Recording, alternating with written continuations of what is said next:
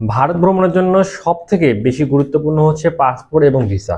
কিন্তু আপনি যখন আবেদন করেন আর এই আবেদনপত্রে যদি কোনো ভুল থাকে কিংবা আপনি যে কাগজপত্রগুলো জমা দিচ্ছেন আর এই জমা দেওয়ার মধ্যে যদি কোনো আপনি ভুল ভ্রান্তি কিংবা ফেক ডকুমেন্ট দিয়ে থাকেন, তাহলে কিন্তু কনফার্ম আপনি ভারতীয় ভিসা পাবেন না। এটা শতভাগ কনফার্ম যে ভারতীয় ভিসা আপনি পাবেন না, একবারই পাবেন না। তো নর্মালি আমাদের কি কি ভুল হয় বা আমরা কোথায় কোথায় 2 নম্বরই করে থাকি, আজকের ভিডিওটা সেটা নিয়ে। তাই যারা যারা আমার চ্যানেলে নতুন যোগদান করছেন তাদেরকে বলবো অবশ্যই চ্যানেলে সাবস্ক্রাইব করে রাখেন। আর নতুন হলে আপনাদেরকে আরো একটা বিষয় বলে রাখি, এই চ্যানেলে নিয়মিতভাবে আর আপনারা ইন্ডিয়ান ভিসা সম্পর্কে ইনফরমেশন সেরকম একটা পাবেন না। তবে ডিসক্রিপশনে দেওয়া লিঙ্ক দেওয়া আছে একটা চ্যানেলের, সেই চ্যানেলে আপনারা সাবস্ক্রাইব করে রাখেন। কয়েকদিনের মধ্যে সেই চ্যানেলে প্রত্যেক দিনের ভিসা রিলেটেড আপডেটগুলো আপলোড করা হবে। প্রত্যেক দিন অর্থাৎ 30 দিনে 30টা ভিডিও পাবেন আপনারা visa related, Jamuna future park সম্পর্কে। তো আপনাদেরকে বলবো আপনারা খুব দ্রুত সেই চ্যানেলে সাবস্ক্রাইব করে রাখুন। আর এই চ্যানেলে নতুন হলে এখানেও সাবস্ক্রাইব করবেন। এখানে নিয়মিত ব্লগ ভিডিওগুলো আমার পাবেন আপনারা। ইন্ডিয়া ভ্রমণ সহ বাংলাদেশ এবং বিশ্বের যে যেসব দেশে আমি যাবো সেই সব দেশের ভিডিওগুলো এখানে পাবেন আপনারা। তো আসেন মেইন ভিডিওতে আসি। ভারতীয় ভিসার আবেদনের সময় আমরা অনেকগুলা ভুল করে থাকি। এই ভুলগুলোর কারণে আমাদের ভিসা রিজেক্ট হয়। এতে করে আমাদের যেরকম টাকা নষ্ট হচ্ছে, ঠিক সেরকম ভাবে দিনের পর দিন বা সময়টা নষ্ট হচ্ছে। এমনকি অফিসের যারা চাকরি করেন তারা করেন কি, অফিস টাইম বাসিয়ে বা অফিস থেকে ছুটি নিয়ে গিয়ে আপনার কাগজপত্র জমা দেন কিংবা পাসপোর্ট কালেক্ট করেন, কিন্তু ভিসা না হলে আপনার সেই জিনিসটা লস হয়ে যায়, সেই দিনগুলো নষ্ট হয়ে যায়, বসের ঝাড়ি খাইতে হয়। তো আপনাদের উচিত সাবধান থাকা। এই সাবধানটা কিভাবে থাকবেন সেটা নিয়ে মূলত ভিডিও। চলেন আমরা আজকে 10টা ভুল বা ফেক জিনিস আমরা আইডেন্টিফাই করেছি যেখানে আমরা ভুল করে থাকি, সেগুলো হাতে নাতে আমরা আজকে শিখে নিব। ছবি ঠিকভাবে না দেওয়া। এই যে দেখেন আবেদনপত্র, এই আবেদনপত্রের এইখানে একটা ঘর আছে, যেই ঘরটাতে বলছে কি ছবি দেওয়ার জন্য। এখানে কিন্তু পাসপোর্ট সাইজের ছবির কথা বলে নাই, এখানে কিন্তু মাপ লিখে দেওয়া আছে 2x2। এই জিনিসটা সবাই ভালোভাবে খেয়াল করেন। আপনারা অনেকেই আবেগের বশে যদি এই জায়গায় পাসপোর্ট সাইজের ছবি বসাই দেন, তাহলে কিন্তু ভিসা রিজেক্ট হবে। মনে রাখবেন এই বিষয়টা। এবং কি এই ছবি আর এই ছবির মধ্যে যদি মিল না থাকে, এখন আবার কাগজপত্র জমাও নিচ্ছে না অনেকের। এই জন্য চেষ্টা করবেন যেই ছবিটা আপনারা অনলাইনে আবেদনের সময় দিবেন, সেই ছবিটা প্রিন্ট করে আপনারা এখানে লাগাই দিবেন। এই ছবির মাপ হচ্ছে 2x2। এটা কিন্তু ভালোভাবে মাথায় রাখবেন। আবেদনের সময় বিশেষ করে আবেদন ফর্মে আপনারা অনেকেই ভুল করে থাকেন। অনেক সময় বানান ভুল হয়, যেটা খুব ক্ষুদ্র একটা ভুল, যেটা আমাদের চোখে পড়ে না। সেখানে আমরা অনেক সময় ছোটখাটো ভুল করে ফেলি, জন্মসাল ভুল করে ফেলি, কেউ কেউ নামের বানান ভুল করে, কেউ কেউ জেলা দেশ এইসব জিনিস লিখতে গিয়ে ছোটখাটো ভুল করে ফেলে। এই ধরনের মিস্টেকগুলোর কারণে আপনাদের ভিসা রিজেক্ট হয়। তাই যখন আবেদন করবেন, আবেদন যখন শেষ হয়ে যাবে, ফাইনাল যে ক্লিক করতে হয়, সেভ অ্যান্ড কন্টিনিউ তখন আর থাকে না, তখন ফাইনাল সেভ দিতে হয়। তখন একটা এডিটের অপশন থাকে, তখন আপনারা ভালোভাবে A to Z চেক করে নেবেন কোথাও কোনো ভুল ভ্রান্তি হচ্ছে কিনা। যদি ভুল ভ্রান্তির সম্ভাবনা থেকে থাকে বা হয়, সেটা প্রয়োজনে আবার ভালোভাবে এডিট করবেন, করে আবারও চেক করবেন, নইলে কিন্তু হবে না। এরপরে যে আরেকটা ভুল করি সেটা হচ্ছে আমরা পেমেন্টের সময় অনেকে করে কি, পেমেন্ট করতে গিয়ে ট্যুরিস্ট ভিসায় আবেদন করছে কিন্তু সে মেডিকেল ভিসায় পেমেন্ট করে দেয়। আবার অনেকে মেডিকেলে আবেদন করে ডাবল এন্ট্রি ভিসায় পেমেন্ট করে দেয়। এই যে একটা ভুল করেন, এই ভুলটা যেন বারবার না হয় সেটা খেয়াল করবেন। এই ভুল হলে কিন্তু অনেক সময় ভিসা রিজেক্ট হয়ে যাবে। যখন দেখবে যে আপনি আবেদন করেছেন এক বিষয়ে, পেমেন্ট করেছেন আরেক বিষয়ে, তখন সেই আবেদনপত্রটা বাতিল বলে গণ্য হবে, আপনার শুধু শুধু কষ্ট হবে। পাসপোর্টের সিগনেচারের সঙ্গে আবেদনপত্রের সিগনেচারের মিল না থাকা, এইটা কিন্তু সব থেকে গুরুত্বপূর্ণ একটা ভুল, যেটা আমরা অনেকেই করে থাকি, অনেকে না বুঝে সিগনেচার করে রাখি। দেখবেন আমি আপনাদেরকে দেখাই। এই যে দেখেন এটা হচ্ছে আবেদনপত্র, এই আবেদনপত্রের এই যে ছবির নিচে কিন্তু দেখেন সিগনেচারের অপশন রয়েছে। এরপর আরো কোথায় কোথায় সিগনেচারের অপশন রয়েছে সেটা যদি আমি আপনাদেরকে একটু দেখাই। এই যে অ্যাপ্লিকেশনের যে সেকেন্ড পেজের যে ফর্ম, এই যে নিচে দেখেন এখানে অ্যাপ্লিক্যান্ট সিগনেচারের কথা লেখা আছে। তো আপনারা যখন এই যে আবেদনপত্রটা জমা দিতে যাবেন, তখন এই জায়গাগুলো তখন সিগনেচার দিবেন।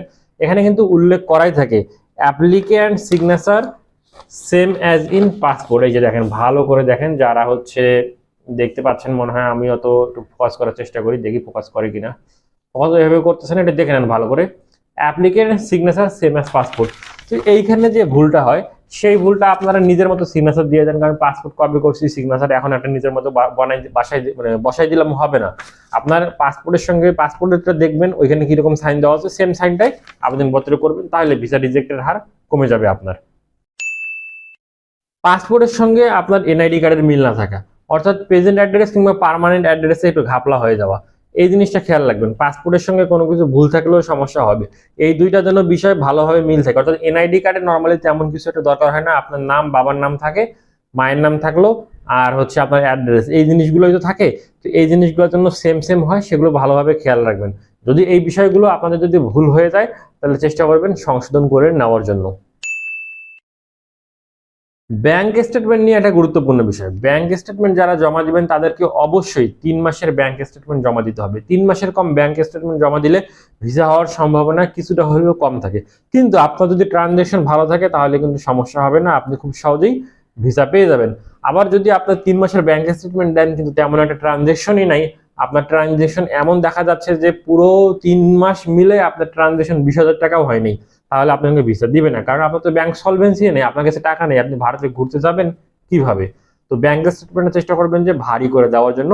নিয়ম হচ্ছে মিনিমাম 20,000 টাকা ব্যাংক অ্যাকাউন্টে থাকতে হবে। লাস্ট যে ক্লোজিং ব্যালেন্স সেখানে যেন 20,000 টাকা থাকে, এটা মাথায় রাখবেন অবশ্যই একজনের জন্য। আর ফেক ব্যাংক স্টেটমেন্ট দিলে সেটার সম্পূর্ণ দায়িত্ব আপনার। এই বিষয়টা খুবই গুরুত্বপূর্ণ। বিদ্যুৎ বিলের সঙ্গে আপনার প্রেজেন্ট অ্যাড্রেসের মিল না থাকা। মনে রাখবেন ভিসা আবেদনের জন্য আপনার অ্যাড্রেস ভেরিফিকেশন করার জন্য সব থেকে গুরুত্বপূর্ণ বিষয় হচ্ছে এটাই, যে আপনাকে ইউটিলিটি বিলের একটা কপি জমা দিতে হবে যেটাতে আপনার প্রেজেন্ট অ্যাড্রেসটা লেখা থাকবে। অনেকের দেখা যাচ্ছে যে বিদ্যুৎ বিলের যে কপি বা গ্যাস বিল বা অন্য যে কোনো বিলের যে কপি আপনারা জমা দেন সেখানে দেখা গেল যে অ্যাড্রেসটা একটু অন্যভাবে লেখা থাকে, যেটা আপনি নিজে লিখেছেন যেটা আরেকভাবে লিখেছেন, মিল থাকে না। তো এই মিল না থাকার কারণে আপনি ভিসা রিজেক্ট হয়ে যাবে আপনার, আপনি ভিসা পাবেন না। এক্ষেত্রে আপনার করণীয় কি, যখন আপনি আবেদন করতে যাবেন তখনই আপনার বিদ্যুৎ বিলের মধ্যে যে অ্যাড্রেসটা লেখা আছে সেই অ্যাড্রেসটা সেম ভাবে হুবহু কপি করে দিবেন, এতে করে আপনার ভিসা হয়ে যাবে। আরো একটা গুরুত্বপূর্ণ বিষয় ভারতীয় ভিসা রিজেক্ট হওয়ার জন্য, সেটা হচ্ছে যে পেশার প্রমাণ সঠিকভাবে না দেওয়া। আপনার পেশার প্রমাণের জন্য সব থেকে গুরুত্বপূর্ণ বিষয় যে আপনি যদি চাকরি করেন তাহলে এনওসি, আপনি যদি স্টুডেন্ট হন তাহলে স্টুডেন্ট আইডি কার্ড, আপনি যদি কিছুই না করেন অন্তত পক্ষে জমির কাগজ, ফার্মার দেখায় জমির কাগজ দিতে পারেন, আপনি ফ্রিল্যান্সার হলে ফ্রিল্যান্সিং এর কাগজপত্র, ব্যবসা করলে ট্রেড লাইসেন্স, এই জিনিসগুলো দিতে হবে। কিন্তু যখন আপনি এই জিনিসগুলো ফেক দেন তখনই আপনার ভিসা রিজেক্ট হয়ে যায়। তাই সাবধান থাকবেন, এই সকল বিষয়ের জন্য সবকিছু সঠিকভাবে দেওয়া হয়, এতে করে আপনার ভিসা রিজেক্টের হার অনেকাংশে কমে যাবে।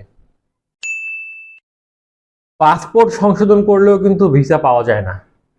জি হ্যাঁ দর্শক, আপনারা যারা আমার ভিডিওটা দেখছেন তাদেরকে বলি, পাসপোর্ট সংশোধন করলে ভিসা পাওয়া যায় না। কেননা আপনি যখন পাসপোর্ট সংশোধন করবেন তখন ওরা ধরে নেয় যে এই মানুষটা বাংলাদেশে থাকাকালীন কোনো উল্টাপাল্টা কাজ করেছে, যে কারণে সে এখন নাম পরিবর্তন বা অন্য কোনো কিছু পরিবর্তন করে বাংলাদেশ থেকে ভারতে চলে যেতে যাচ্ছে। এটাই হচ্ছে অ্যাকচুয়ালি এবং মেইন ইস্যু, যে কারণে তারা ভিসা দিতে চায় না। তবে আপনার যদি ছোটখাটো কিছু পরিবর্তন থাকে সেটার জন্য আপনি এফিডেভিট করে নেন কোর্ট থেকে, কিংবা ম্যাজিস্ট্রেটের কাছ থেকে এফিডেভিট করে নেন, কিংবা ভালো লয়ারকে ধরে যদি নোটারি পাবলিক করে নেন, তাহলে আপনার ভিসা পাইতে আশা করি কোনো সমস্যা হবে না। কিন্তু প্রথমবার হয়তো বা পাবেন না, 2-3 বার আবেদন করলে একবার আপনি ইন্ডিয়ান ভিসা পাবেন। পাসপোর্ট সংশোধনের মতো লস্ট পাসপোর্ট থাকলে কিন্তু আপনাকে ভিসা দিবে না।